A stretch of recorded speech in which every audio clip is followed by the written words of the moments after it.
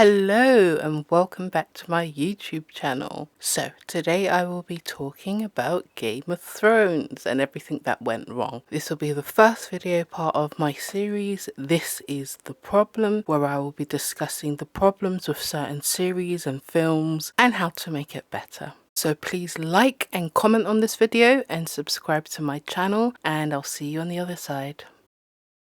So let's start out on a positive. Game of Thrones was, if not is, one of the greatest TV shows ever, period. Seasons 1 to 6 of Game of Thrones, perfection. Simply amazing. The greatest TV ever. The pace was great.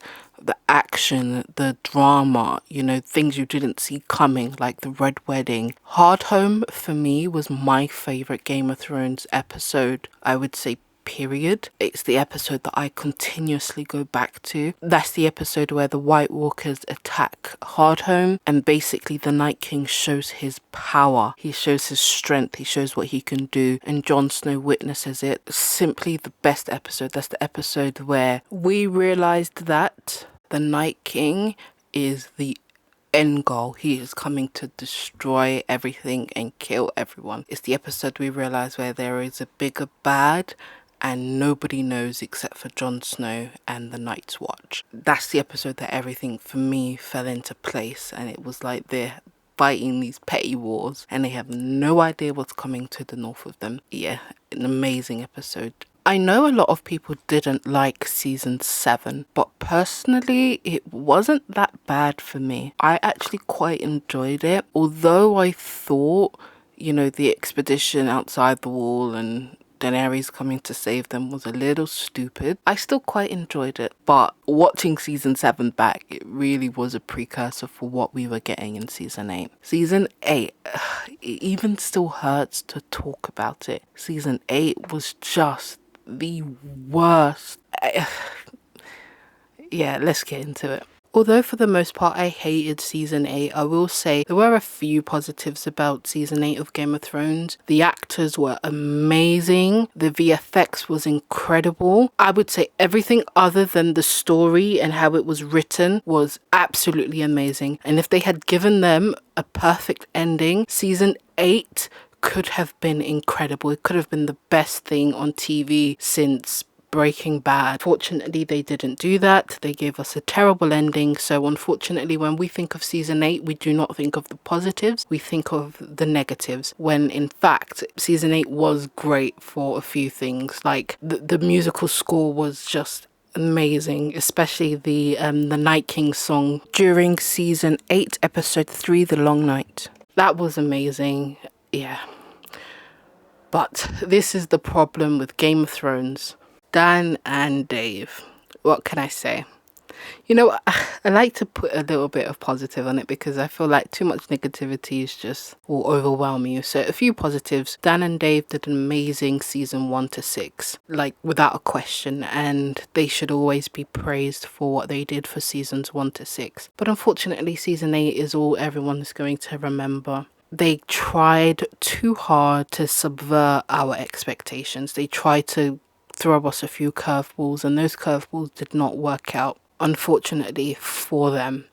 It was too wild, it was too out there, and the problem is stories have a natural progression and what we are expecting, and they tried too hard to go against that grain to make it something crazy and dramatic, when in actual fact, if they had just followed where the story was going, it would have been perfect. Even though we could have guessed a few things that would have happened, that wouldn't have mattered, because watching it and guessing it are two different things. Just like the Avengers Endgame, I'm sure most of us guessed how it was going to end, but our guesses and what actually happened were two different things. It didn't really matter if we guessed it. It was still amazing to watch it. Another problem with Game of Thrones is that fact that because Winds of Winter wasn't done, George R. Martin still has not released Winds of Winter, and it is now June 8th 2021. Because Winds of Winter isn't done, there is no ending in sight for Game of Thrones, A Song of Ice and Fire. A while ago, it should have been set, and they should have set a precedent basically saying the way the show is going to end is going to be completely different to the books. Because around season 4 of Game of Thrones, everything had changed anyway. Sansa was not supposed to go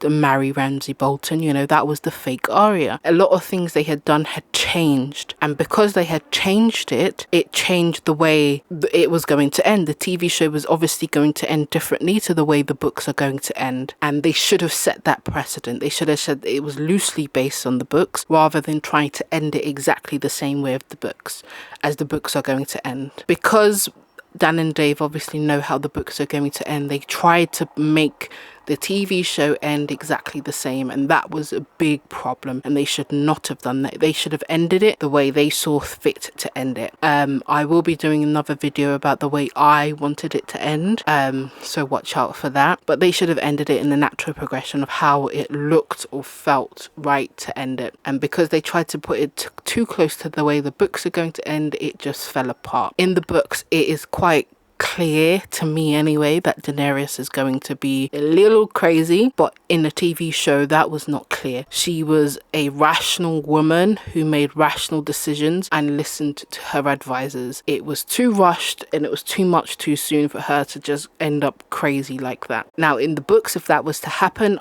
I think it would be great, because that's the way the books are going now. Bran being king was another thing that was just I hated it. I really hated it. In the books, I think it's The World of Ice and Fire. In my opinion, they've already set a precedent that the three-eyed crow will not make a great king. The previous three-eyed crow, when he was the hand of the king, was going out killing people before they did their crime to keep crime in the capital low. So what makes Dan and Dave think that Bran, being the new three-eyed raven, would be a great king when the old three-eyed raven was killing people before they had done what they did? It just doesn't make sense to me. He would make a terrible king, because to keep the city safe, he would do preemptive strikes when they're not needed. And I think if the book ends with Bran being king, I think, in my personal opinion, obviously we're gonna have to wait probably like 5 years to see, I think George R.R. Martin would make it clear that if Bran is king, he won't be a good king. That's my opinion based on the books that he has released. Now, the thing that gets me most angry when I think about season 8 of Game of Thrones is Jon Snow. Ugh, it gets me angry. It makes my blood boil. He was a Targaryen for no reason. He came back to life for no reason.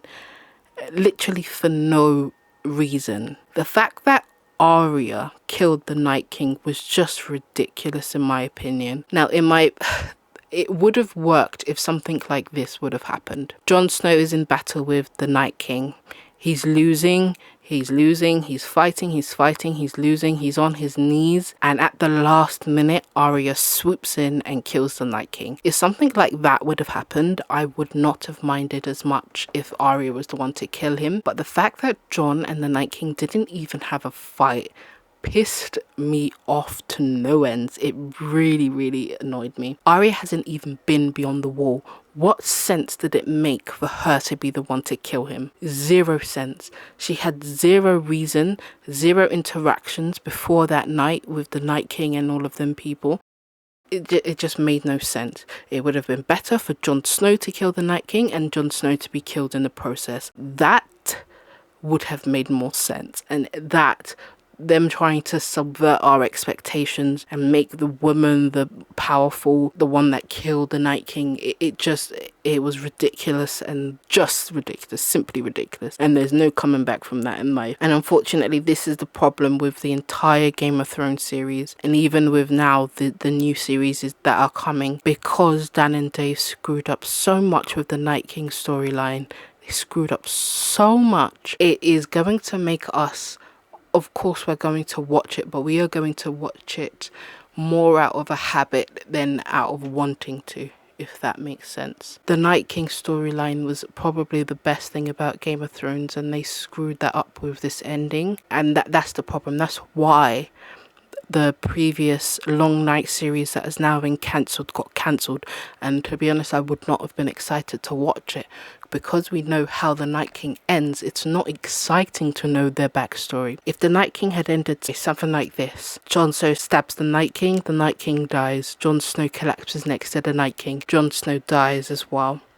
Rather than being burnt, he's buried in the crypt. After all the fights are done, after, you know, at the end of Game of Thrones, they go to the crypt and they look, Jon Snow's eyes are blue and they're open. Jon Snow's the new Night King. That would have been interesting, and that would have made us want to watch the Long Night prequel, because we know the Night King isn't dead. Jon Snow is now the Night King, and would make us want to be interested to see what happened and why this is the process. Also, Jon Snow dying the way that he did would also be a good reason for Daenerys to go crazy, because she's lost everything and everyone. And in my opinion, if everything remained the same from season 8, except for the way Jon Snow ended and the way the Night King ended, if they ended in a better way, I think everybody would be happy with the way Game of Thrones ended. Obviously, a few other deaths were annoying, but what can you do? But because the Night King is dead, it's just not interesting for us to watch anything connected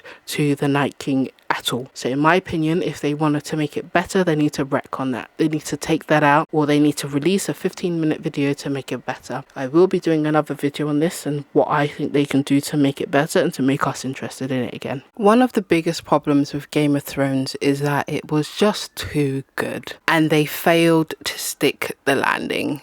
When something is so good and it's ending, everyone expects it to end well. And unfortunately, they failed. And they failed because of the writers. Every other aspect of the show was great except for the writing. And where I think Dan and Dave failed is that they saw, YouTubers, you've got like Talking Thrones and the Grey Space, I think, or something like that, who came up with amazing endings and amazing stories that would have fit and would have been amazing and brilliant, and they failed at trying to not do what these YouTubers were thinking was going to happen. And in them trying to find a way to end it that nobody had thought of, they ultimately made a terrible season finale. And not only that, small things ain't missed, like all of the Dothraki died in the Long Night and somehow they were revived by the series finale. Not only that, the stuff that they left up in the air from season 7. Tyrion was supposed to have fancied or really liked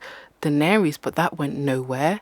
He ended up hating her. And not only that, they kept on Daenerys being pregnant and getting pregnant was a big sort of subplot for season 7. They kept mentioning it and it just went nowhere, and they left all of this up in the air because they wanted to subvert our expectations. They left breadcrumbs and they didn't clean up these breadcrumbs, so they just left loose ends. And then you have the way that Cersei and Jaime died. That was just utterly ridiculous, because if they had just moved one spot to the left, the ceiling would not have crumbled on them. And then you have the prophecy that they completely ignored, which was supposed to be the way Cersei died. And all of these little things just built up into this whole mess.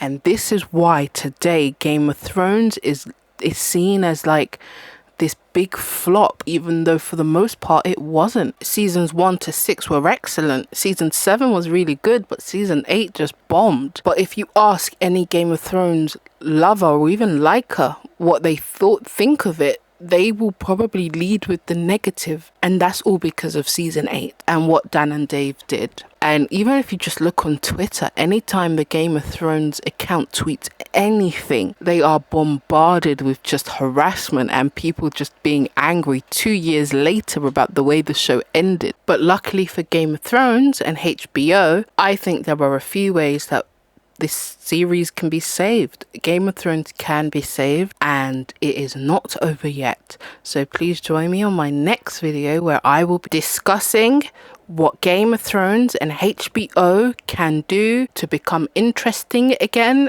and to get us, the audience, interested in it again. Thank you if you made it all the way to the end. Thanks for watching my video. This is The Problem, Game of Thrones. Please like and comment on this video and subscribe if you haven't already. I will see you on the next one. Bye.